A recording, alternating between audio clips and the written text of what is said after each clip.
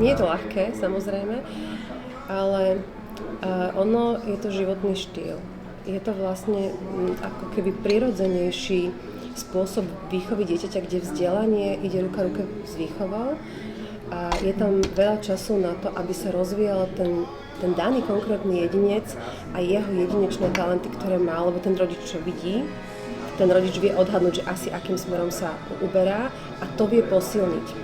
Zistia, aké sú jeho slabiny a tie vie zase, že dobre, tak toto ti nejde, alebo v tejto oblasti nemáš záujem sa rozvíjať, ale musíš mať nejaké základné vedomosti, vzdelanie a v tom ti stačí, dajme tomu, mať ten všeobecný prehľad, byť relatívne dobrý, aby si mal dostatok času na rozvíjanie tvojich darov. Takýto princíp vlastne bol u nás doma. A takisto tým, že je tých detí menej, tak hneď je vidieť, že čo to dieťa potrebuje, alebo čo mu nejde. A hneď sa dá k tomu vrátiť, dovysvetľovať to, až kým to dieťa nepochopí a potom sa ide ďalej. Okrem toho vlastne nechcem kritizovať školstvo, len mi je veľmi ako keby ľúto, že školský systém vyzerá tak, ako vyzerá a že vlastne tí učitelia a žiaci sú tí, ktorí najviac trpia. Lebo tento model bol vymyslený pred 250 rokmi pre podmienky danej doby vtedajšej, kde vlastne Mária Terézia, deti ju milujú, že zaviedla povinnú školskú dochádzku, ale Bohu vďaka, ale aby ten človek, ktorý by nemal inak prístup k vzdelaniu, sa mohol vzdelávať.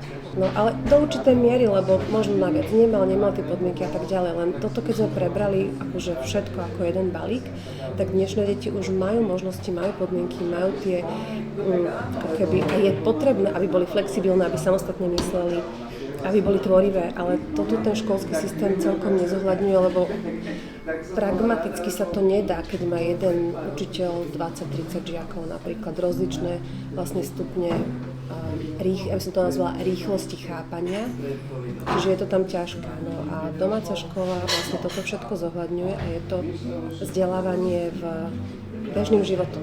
Že deti sa nestretávajú len so svojimi rovesníkmi, ktorí sú v danej vekovej kategórii, ale stretávajú sa so staršími, s mladšími. Ideálne by mala domáca škola alebo domáce vzdelávanie fungovať tak, že sa stretávajú rodiny s tými deťmi a tie sa navzájom učia sa od seba, hej. A keď je nejaký odborník v, nejakom matematike alebo diepise, tak si to navzájom sa to dá takto pekne odučiť. My sme učili projektov, to znamená, že aj ten systém školský, kde napríklad máme 4 roky vlasti vedy, nemáme žiaden diepis, ani nejaký zemepis, lebo je to len na Slovensku vtedy, keď deti najviacej ich baví zisťovať fakty o svete. Hej. A to nie je spravené, nie je to ani systematické, takže toto sme sa my snažili ísť osou tej geografie spolu s históriou a naopak. A na to sa nabalili všetky ostatné vedy. Všade na svete stačí takému rodičovi na vzdelávanie maturita. Väčšinou sa vzdeláva, že prvý stupeň, teda na Slovensku to bol len prvý stupeň a v Čechách je možno vlastne celá povinná školská dochádzka. Ono je to tak, že ten rodič nie je ako keby ten vyučujúci, ktorý im nalieva tie vedomosti, je sprievodca, ktorý častokrát to objavuje spolu s nimi a to dieťa má pocit, že aj ono môže niečo naučiť. Je tam veľmi veľa vecí, mohli sme si do večera, že čo tá domáca škola prináša iného a dobrého a vlastne na rozvoj charakteru a osobnosti toho dieťaťa je to podľa mňa dôležité. Rodič tým, že je sprievodcom, tak my vychovávame deti bilingválne. To znamená, že my sme si veľa vecí pozerali v angličtine, že sme si pozerali videá, filmy, v podstate, mali včelu, tak sme pozerali dokumenty, ktoré sa dalo o včelárstve, o vývoji včielov, akože o histórii. Alebo Máriu Teréziu, decka sa učili naspamäť jej mená napríklad, lebo to bol zaujímavý celý ten rodokmeň a odtiaľ sa odvíjalo vlastne veci, ktoré ten učiteľ nemá šancu na tej hodine stihnúť. Tam, čo som videla, že deti majú záujem ísť hlbšie, tam sme išli hlbšie. A keď som videla, že nejaká téma ich vôbec nezaujíma, tak sme išli len tak zľahka, aby mali informáciu, lebo aj tak si nezapamätajú podrobnosti. A išli sme ďalej potom. Áno, my sme mali domácu školu 10 rokov doma a všetky deti išli do školského systému do 6. ročníka a teda tá posledná išla do 4., lebo ona už bola doma sama, takže už to nemalo zmysel, by sa nemala ako keby s kým učiť a socializovať. Mám 4 dcery, každá z nich mala vlastne iný nástup do tej školy podľa tej povahy, že jednej to bolo zaťažšie, druhá bola vyslovne šťastná, tretia si zvykala, štvrtá to bolo jedno. No ale samozrejme, my sme museli ísť podľa osnov, lebo my sme boli preskúšavaní každého pol roka. Každá tá domáca školská rodina má svoju takzvanú kmeňovú školu, kde zodpovedá za vzdelávanie tých detí. Deti zo zákona, a teda aj samozrejme z práv dieťaťa majú právo na vzdelanie, takže to musí byť zabezpečené. Ja tým, že ja som prekladateľ tlmočník pôvodne prácou, tak som ešte popri tom, keď sa dalo, tak prekladala. Ale nebolo toho veľa, lebo ako ja som sa chcela naozaj že naplno venovať tým deťom, lebo ešte tie dve mladšie, my sme robili krásokorčuľovanie 5 rokov a to viete, to je dennodenne, hej. To bolo akože, to bolo náročné časovo.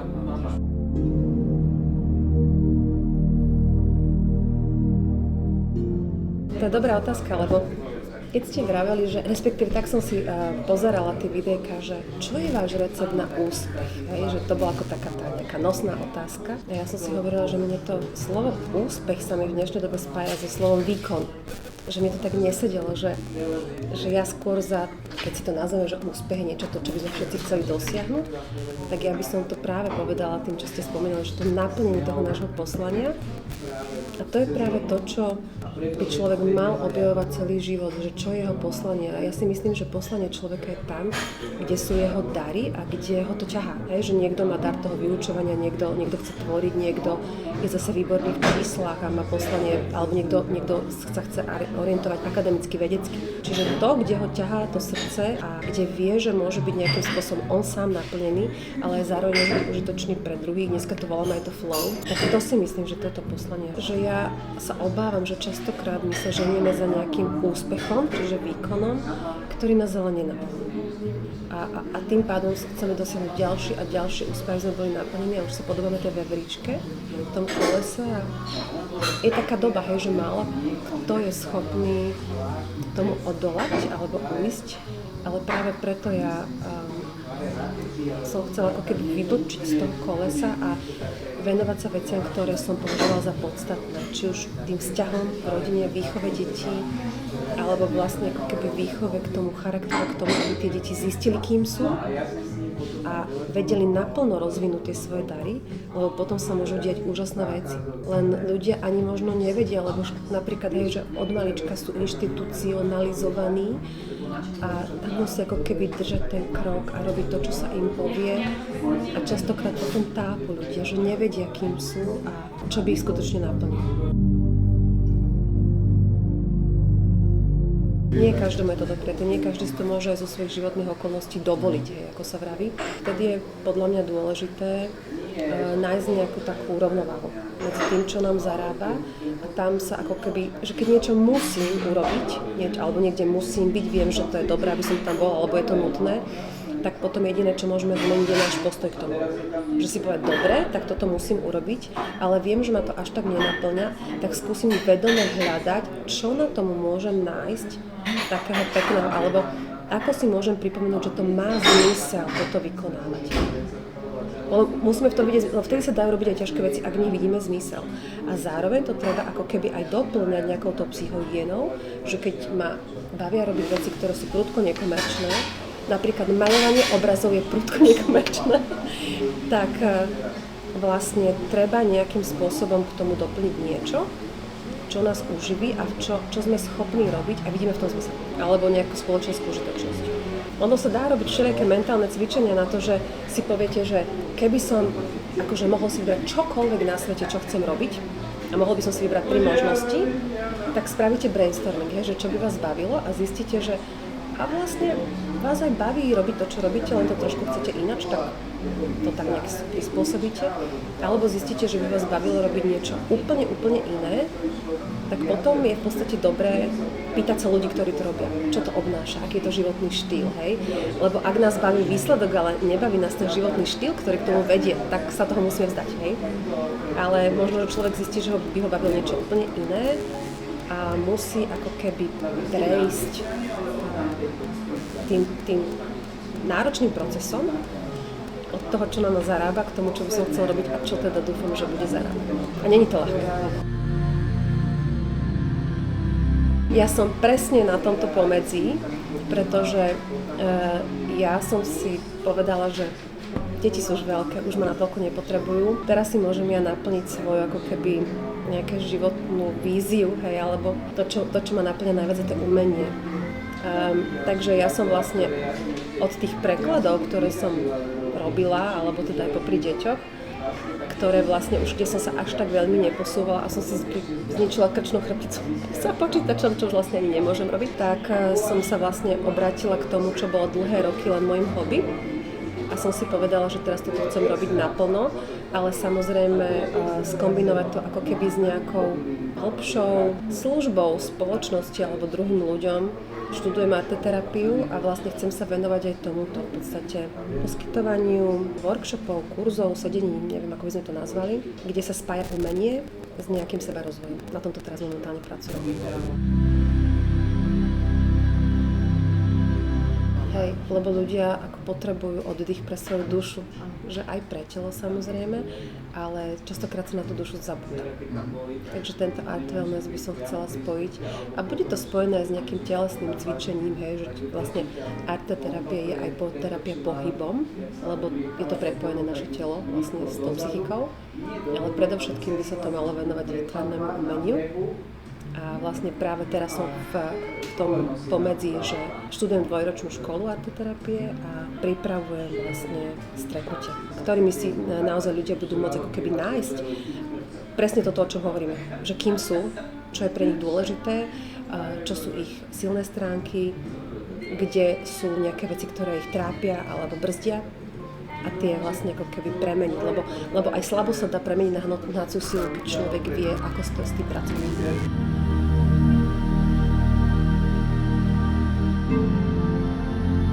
Podľa toho, nie každý obraz vylieči každého, ale ono je to súčasť, ako keby, to by som povedala, že to je také zjednodušenie, hej, že pozriem sa na obraz, vylieči ma, aj keď je to možné, že niekomu môže daný obraz tak zarezonovať, že mu to niečo pripomenie, dá mu to ako keby nástroj, akým spôsobom sa on vylieči sám, hej.